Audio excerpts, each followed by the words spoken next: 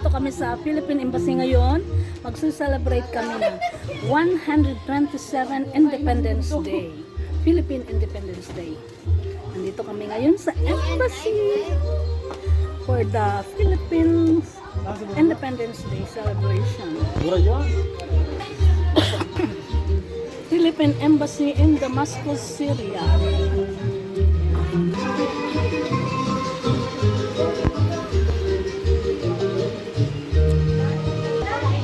Bakante pa, wala pa yung iba. Alam nyo man naman yung Filipino time. Sabi 2 o'clock, mag 2:30 na, wala pa.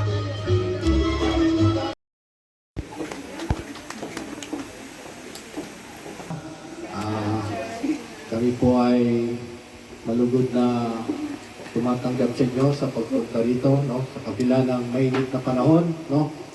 Tayo po ay nagdiriwang ng ating 177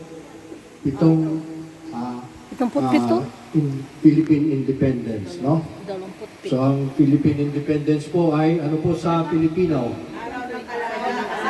Araw ng Kalayaan. May isa pa ho?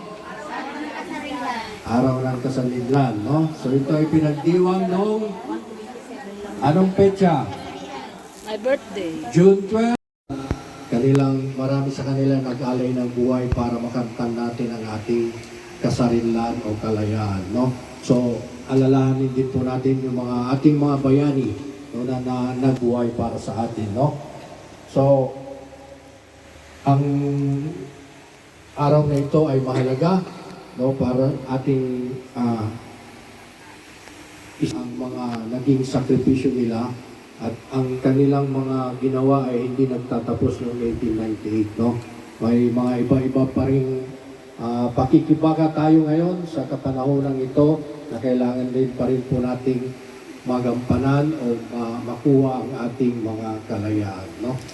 So sa ating pagdiriwang, sa kabila ng ating pagdiriwang, no, hinihikayat ko rin po sa inyo na isipin din natin ang ating mga kababayan, no, sa bansang Israel at bansang Iran, no, sa kanilang mga kasalukuyang suliranin, no.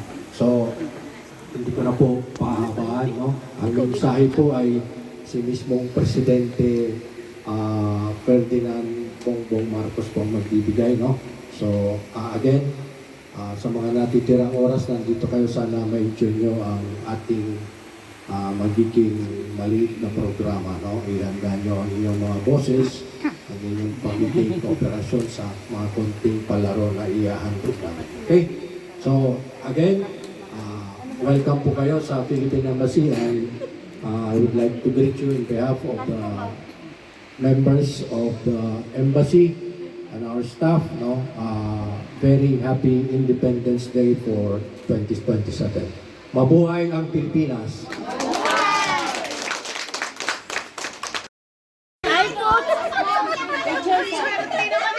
Ay, maganda yan. Ano na daw siya dyan sa picture taking kay Kulay na Halo kami sa game. Si Anita Nandingin. Arnita! Nanalo na naman ko last raffle. Inas good. Kunti sa akin. Mini refrigerator. Halo na naman siya.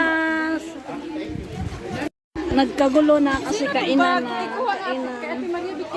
Ilagay mo nga dyan sa ano ni ate. Uwian na mga kalola, tapos na ang aming selebrasyon. Thanks for watching mga kalola.